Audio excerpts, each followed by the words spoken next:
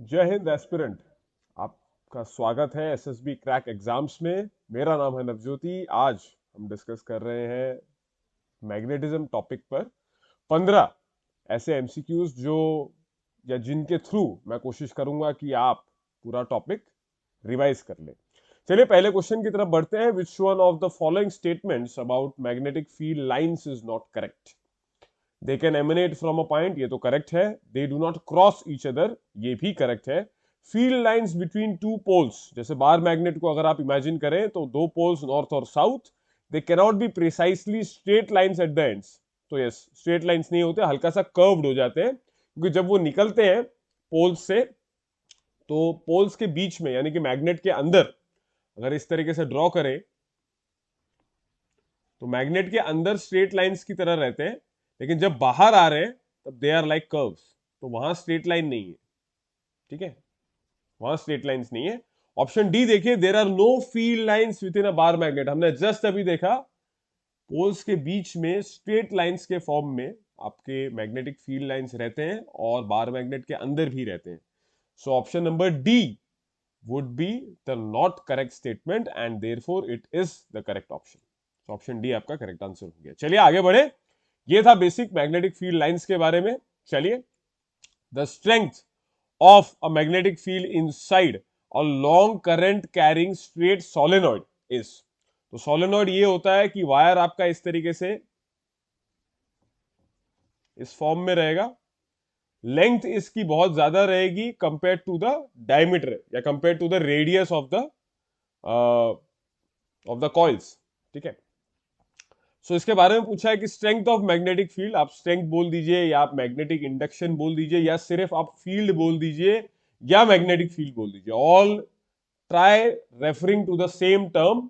More at the ends of the centre होगा क्या, या मिनिमम इन द मिडिल होगा, सेम एट ऑल पॉइंट्स होगा, या found to increase from one end to another. तो देखिए, एक एंड से दूसरे एंड बढ़ने का कोई सवाल नहीं है क्योंकि यूनिफॉर्म स्ट्रक्चर रहता है। मिनिमम इन द मिडिल ये भी नहीं है, क्यों? क्योंकि अंदर इसके जो फील्ड लाइंस है वो कुछ इस तरीके से चलते हैं, स्ट्रेट लाइन की तरह ही, जैसे बार मैग्नेट में था, ठीक है। तो more at the ends and then at the centre, तो ये होता है, लेकिन तब आपको सोलेनॉइड के बाहर आना है। क्वेश्चन में आपको पूछा है magnetic field inside a long current carrying straight wire. बाहर आते आते तो जैसे आपने बार मैग्नेट में देखा कि डाइवर्जिंग सा क्रिएट हो जाता है, स्ट्रेट लाइन नहीं रहता, लाइंस के बीच का जो गैप है वो भी बढ़ना शुरू हो जाता है हल्का सा, तो थोड़ा सा वीक हो जाएगा जैसे ही आप सोलेनॉइड के बाहर आएंगे।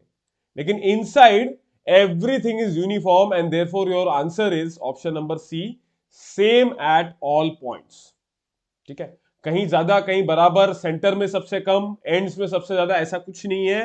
अंदर आप देखिए आपके फील्ड लाइंस किस तरीके से है, इस तरीके से स्पेसिंग सेम है और यूनिफॉर्म दिख रहा है, तो इसका मतलब they will be same at all points. तो मैग्नेटिक फील्ड का जो स्ट्रेंथ रहेगा वो सेम रहेगा सोलेनॉइड के अंदर, ठीक है। चलिए आगे बढ़ा जाए।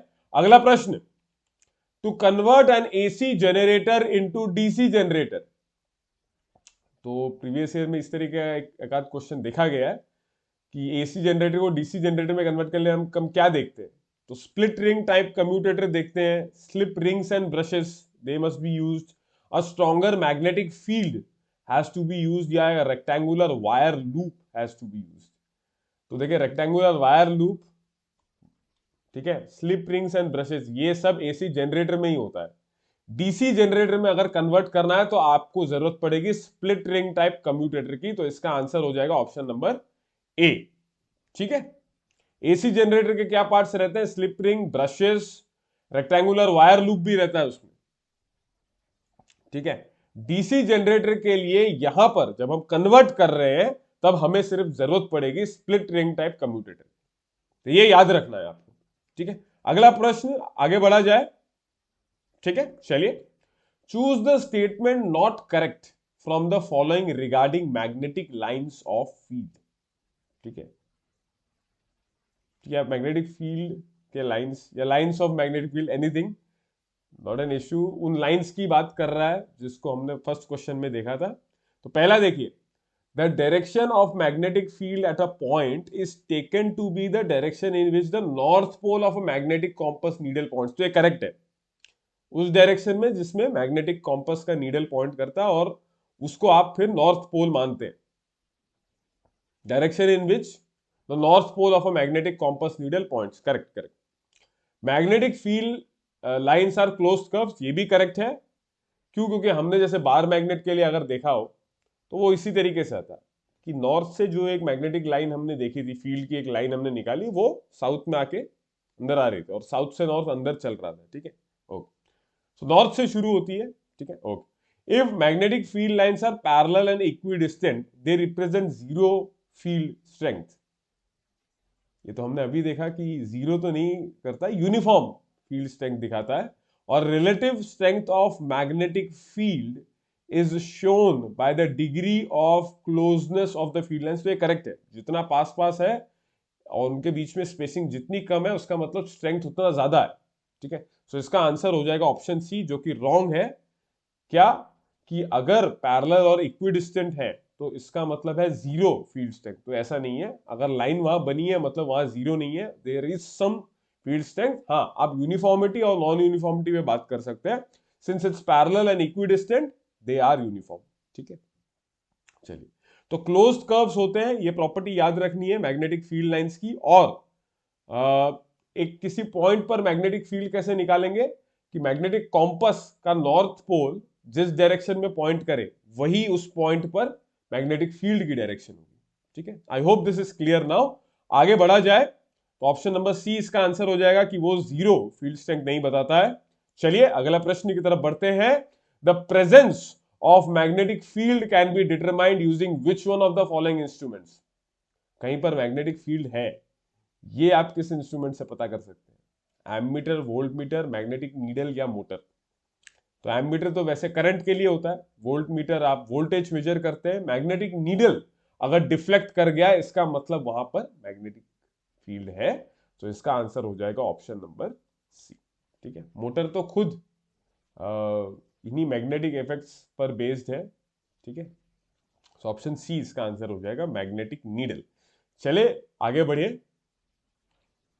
अ circular coil of radius R having n number of turns carries a steady current I. ठीक है, the magnetic induction at the centre of the coil is 0.1 tesla. ठीक है, आप उसको मैग्नेटिक इंडक्शन बोलिए, मैग्नेटिक फील्ड स्ट्रेंथ बोलिए,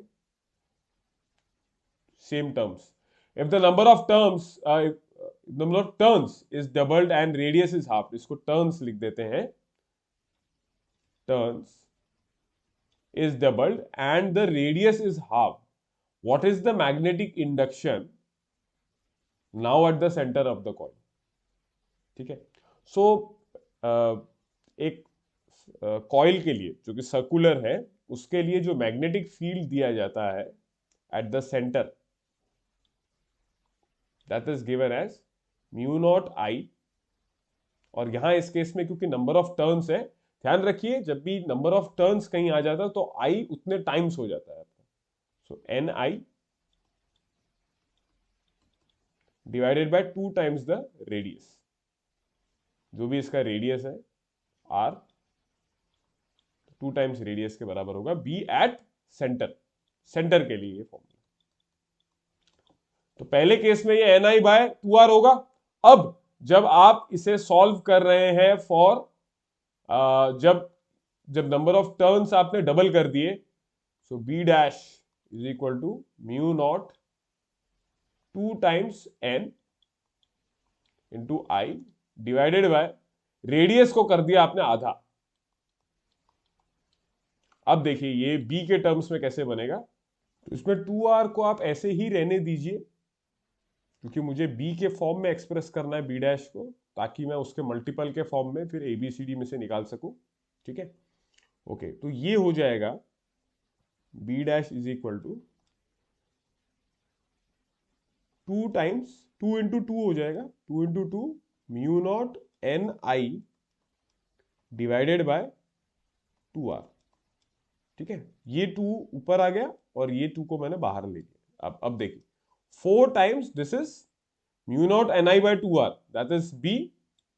so 4b, so that means 4 into how much was g, it was given as 0.1 tesla, इसी को 0.1 T भी लिख सकते हैं आप, capital T, so 4 into 0.1 is equal to 0.4 tesla, ये इसका आंसर आ गया। तो जो गिवन है उसके फॉर्म में एक्सप्रेस करके फिर सब्स्टिट्यूट करना इज बेटर। तो ऐसे करते ही आपके पास 4 इंटू 0.1 0.4 टेस्ला आ गया। सो ऑप्शन सी आपका सही आंसर आ जाएगा यहां से, ठीक है।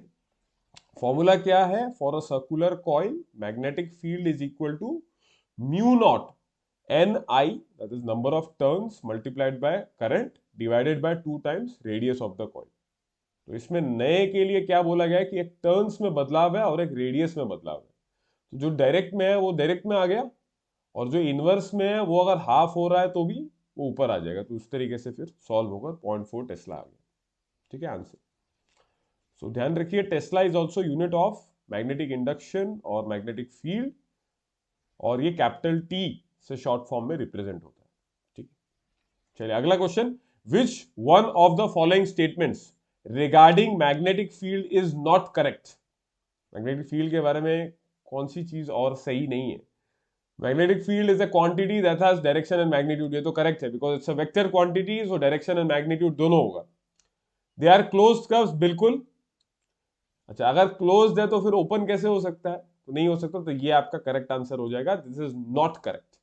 और ऑप्शन डी तो है ही, no two magnetic field lines are found to cross each other. Yes, चलिए आगे बढ़ा जाए, ठीक है। तो काफी बात हमने मैग्नेटिक फील्ड लाइंस के बारे में कर दी और काफी डेप्थ इसको देख लिया हमने। आगे बढ़ा जाए, इस तरीके से रहता है आपके मैग्नेटिक फील्ड लाइंस, ये देखिए north south,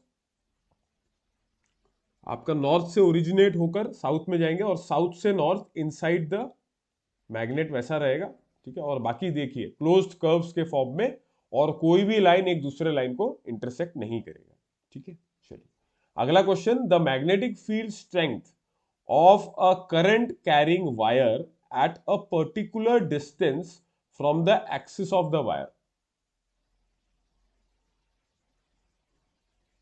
current carrying wire at a particular distance from the axis of the wire. तो ये अगर वायर है तो इसके एक्सिस से किस चीज पे डिपेंड करेगा? ये upon the current in the wire, upon the radius of the wire, temperature of the surroundings. तो देखिए टेम्परेचर का तो यहां इस पॉइंट पे कोई रोल नहीं है, radius of the wire, wire के अपने रेडियस पे कोई रोल नहीं है, till you are finding magnetic field strength inside the wire. अगर इनसाइड नहीं निकाल रहे हैं, बाहर निकाल रहे हैं, तो इट इज यहां इन ऑप्शंस के कंटेक्स्ट में it depends on the current in the wire. 100% magnetic field किसी भी चीज के लिए आप सॉल्व करने की कोशिश करिए, it will depend on the current in the wire, ठीक है। चलिए आगे बढ़े,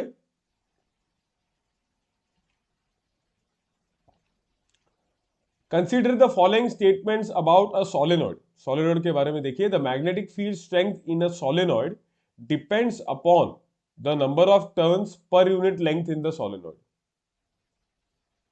ठीक है। This is upon number of turns per unit length in the solenoid. बिल्कुल, फॉर्मूला क्या रहता है? Magnetic field for a solenoid is equal to mu naught into number of turns per unit length multiplied by आई।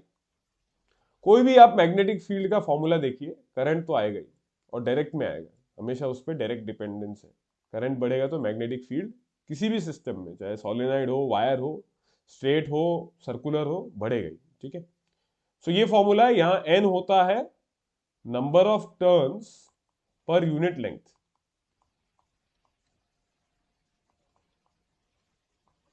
और आई है आपका current, mu naught is a constant permeability of free space. चलिए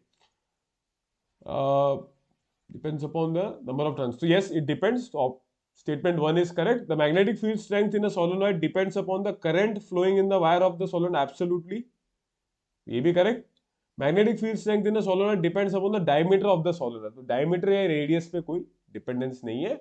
option number D आपका correct रह जाएगा, 1 and 2 are correct, ठीक है।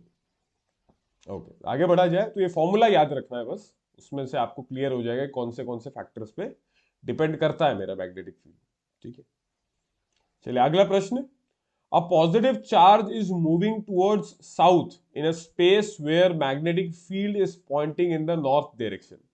The moving charge will experience. The moving charge will experience. So देखिए पॉजिटिव चार्ज है, ठीक है, कोई नहीं, towards south in a space, ठीक है, सो नॉर्थ साउथ डायरेक्शन। तो चार्ज इस तरीके से मूव कर रहा है, चार्ज का motion, this could be velocity vector, ठीक है, and magnetic field is pointing in the north direction. इस तरीके से आपके मैग्नेटिक फील्ड है यहाँ पर। So magnetic charge will experience a deflecting force towards south, a deflecting force towards east, या no deflecting force।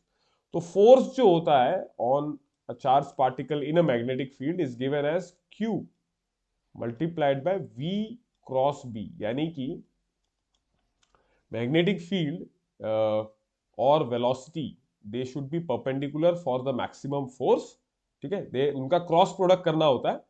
इसको सिंप्लीफाई करके लिखें तो q v b sine theta, और थीटा यहां पर क्या होता है, that is the cross product of two vectors b and b. Theta यहां पर क्या होगा, shortest angle between b and b. तो यहां एंगल कितना बन रहा है, यहां एंगल बन रहा है 180 degree, since they are anti parallel, ठीक है, पैरेलल होते एक ही डायरेक्शन में दोनों जा रहे होता तो 0 डिग्री होता है, एंटी पैरेलल तो 180 डिग्री। अब साइन 180 डिग्री क्या होगा, साइन 180 डिग्री तो 0 होता है, तो इसका मतलब कोई फोर्स लगेगा ही नहीं इस चार्ज पार्टिकल पर, और इस क्वेश्चन का आंसर हो गया option number D, no deflecting force, no deflecting force, ठीक है। आगे बढ़े, अगला क्वेश्चन ये रहा, imagine a current carrying straight conductor with magnetic field of lines in anti clockwise direction. Anti clockwise direction में आपका मैग्नेटिक फील्ड की लाइंस जा रही हैं, then the direction of current is determined by. तो एबीसीडी अगर हम देखें तो there is a right hand thumb rule and a left hand thumb rule. तो देखिए लेफ्ट हैंड थंब रूल कोई रूल नहीं है, everything is right. Right hand thumb rule is, मतलब थंब रूल्स में राइट ही होता है, there are other rules where left hand rules भी आते हैं, we will see that as well. Right hand thumb rule क्या बोलता है कि चाहे किसी एक डायरेक्शन पे आप करंट को ले ले या मैग्नेटिक फील्ड को ले ले, दूसरा जो कंपोनेंट है वो आपको दूसरा पार्ट दे देगा। अगर एक साइड करंट है तो दूसरा आपको मैग्नेटिक फील्ड दे देगा। कैसे होता है कि अलोंग द थंब आपका अगर करंट या मैग्नेटिक फील्ड को अगर आप प्लेस करें तो ये जो डायरेक्शन है जहां पर ये उंगलियां कर्ल हो रही है, ये डायरेक्शन होती है या तो मैग्नेटिक फील्ड की या करंट, डिपेंडिंग अपॉन आप थंब को कौन सी डायरेक्शन पे रख रहे हो, ठीक है। अच्छा, तो यहां आपको बोला गया है कि एंटी क्लॉकवाइज डायरेक्शन, तो एंटी क्लॉकवाइज डायरेक्शन मतलब घड़ी जिस डायरेक्शन जाती है उसके उल्टे डायरेक्शन, घड़ी जिस डायरेक्शन में जाए उसके उल्टे डायरेक्शन में, यानी कि दिस वन, ये वाला डायरेक्शन आपका क्लॉकवाइज है because clock moves like this, तो ये वाला direction this is anti clockwise. तो एंटी क्लॉकवाइज के लिए अपवर्ड डायरेक्शन आपका रहा करंट का, ठीक है, मैग्नेटिक फील्ड का डायरेक्शन ये रहा और करंट फिर ये रहा। सो आपका आंसर ये रहेगा कि या तो ए या सी होगा। पहली बात तो ये कि मैग्नेटिक फील्ड और करंट के लिए जब हम डायरेक्शंस निकालने की कोशिश करते हैं तो हम थंब रूल लगाते हैं, और कौन सा हैंड का, राइट हैंड का, ठीक है, तो या तो ए होगा या सी होगा। अब हमने डायरेक्शन पकड़ी हमने कि it is in the upward direction, since when you go anti clockwise in the magnetic field your thumb projects upward. तो ऑप्शन नंबर सी आपका आंसर हो गया, right hand thumb rule, and it would be in the upward direction, ठीक। तो option C आपका सही answer रहा। आगे बढ़ा जाए, चलिए अगला question, a constant current flows in a horizontal wire in the plane of the paper from east to west as shown. The direction of magnetic field at a point will be north to south.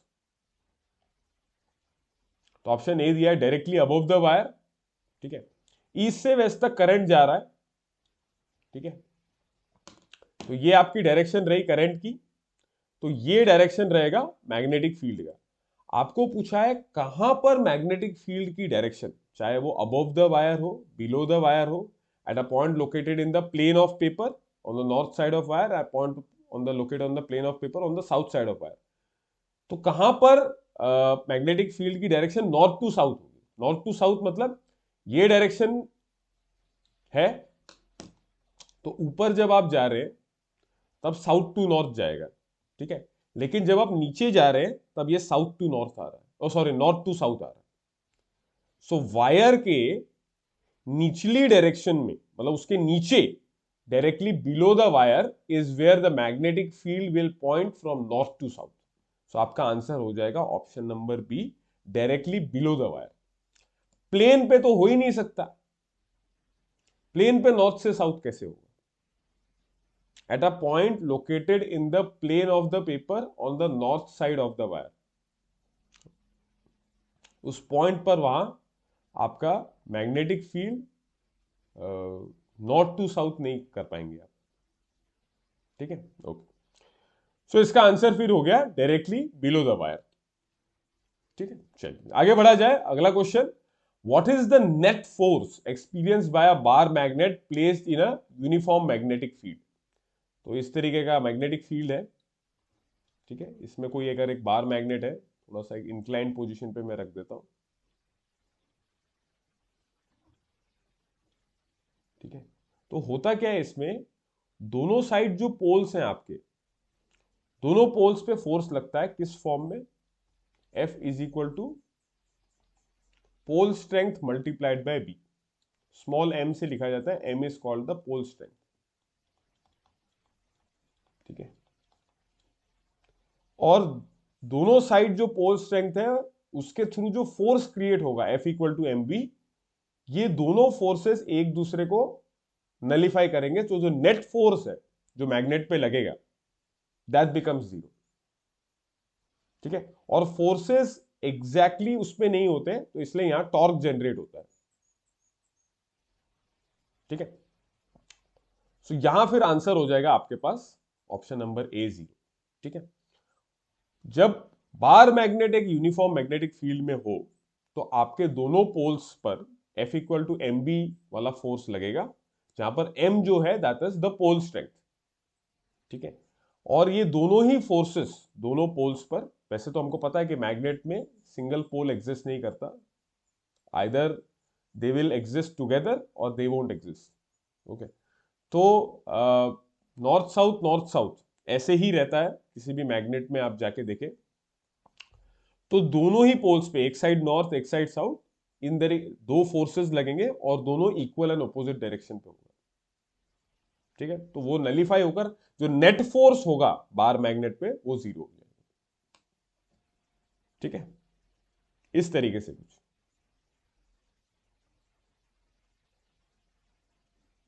इस direction में, एक इस direction, तो net force नहीं है, एक खींच रहा है, तो ये मोशन कैसे होगा, ये इसको खींच रहा है लेकिन ये भी खींच रहा है, तो रोटेशन यहां क्रिएट होगा, ठीक है। लेकिन जो नेट फोर्स है, फोर्स नेट कितना है, दोनों का आपने सब्ट्रैक्ट कर दिया, वेक्टर एडिशन करें तो ऑपोजिट डायरेक्शन, तो that will nullify. So answer इसका हो जाएगा option A, that is zero, ठीक है। चलिए अगला question, according to Fleming's right hand rule, if the forefinger indicates the direction of the magnetic field, यानी कि ये, and thumb shows the direction of motion of conductor, then the stretched middle finger will predict the direction of, ठीक है। तो आप चाहे Fleming right में जाइए या लेफ्ट में जाइए, ये जो finger that is the stretched middle finger, this is going to represent current. आपको ये बस जज करना है कि ये ऑप्शन सी होगा या डी होगा, इंड्यूस्ड करंट या करंट। इलेक्ट्रिक फील्ड तो होता ही नहीं है इस केस में कहीं पर भी, it's more of FBI, force on the conductor, B is for magnetic field and I is for the current, ठीक है। तो या तो करंट होगा या नो, फोर्स तो आप ऑलरेडी बता चुके हो कि that is on the thumb, option A नहीं है, ऑप्शन बी भी नहीं है, सी एंड डी में। तो राइट हैंड थंब रूल में आप याद रखिए, right hand thumb rule goes for induced, ठीक है। और अगर ये लेफ्ट होता तो इंड्यूस्ड नहीं आता आपको जनरल, क्योंकि वहां करंट वहां पर इंड्यूस नहीं हुई है, तो वहां पर वो जनरल करंट रहता, इंड्यूस्ड करंट, ठीक है। राइट हैंड कहां यूज होगा, ज्यादा जनरेटर्स में यूज होगा जहां हम करंट जनरेट कर रहे हैं, ठीक है। लेफ्ट इज फॉर जहां मोशन जनरेट करना है, जहां हमारे पास करंट पहले से ही है वहां मोशन की डायरेक्शन निकालते हैं यूजिंग द थंब। और right, Fleming's right hand rule से हम इंड्यूस करंट की डायरेक्शन निकालते हैं, that is the middle finger, that gives us the induced current direction, ठीक है। सो यहां आंसर हो जाएगा option number C, induced current, ठीक है। चलिए आखिरी सवाल की तरफ, ये रहा, the magnetic field produced by a current carrying straight wire at a point outside the wire depends inversely on the distance from it, directly on the distance from it, inversely at short distances and directly at large distances, directly on the distance at short distances and inversely on the distance at long distance from it. तो इस question में आप ध्यान दीजिए कि straight wire के लिए जब हम मैग्नेटिक फील्ड निकालते हैं तो उसका फॉर्मूला होता है mu naught into I divided bye कितने डिस्टेंस दूर आप निकालने की कोशिश कर रहे हैं। अगर ये r डिस्टेंस दूर है तो mu naught I by 2πr, ये फॉर्मूला होता है इस पॉइंट पर।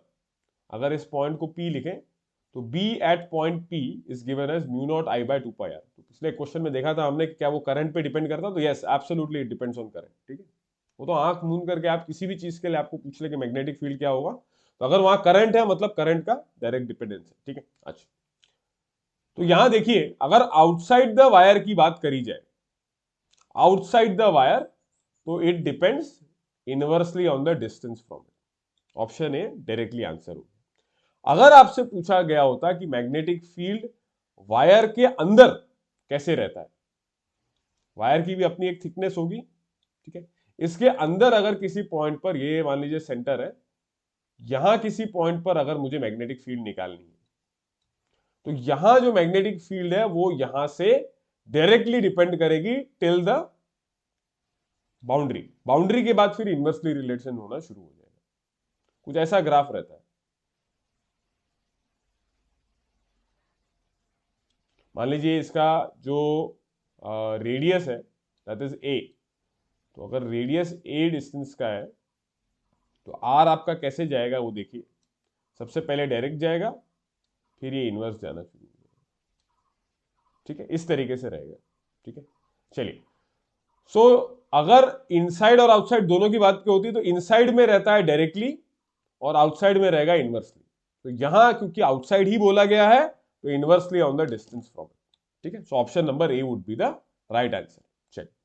चलिए इसी के साथ हमने 15 एमसीक्यूज डिस्कस करें। Thank you so much for watching.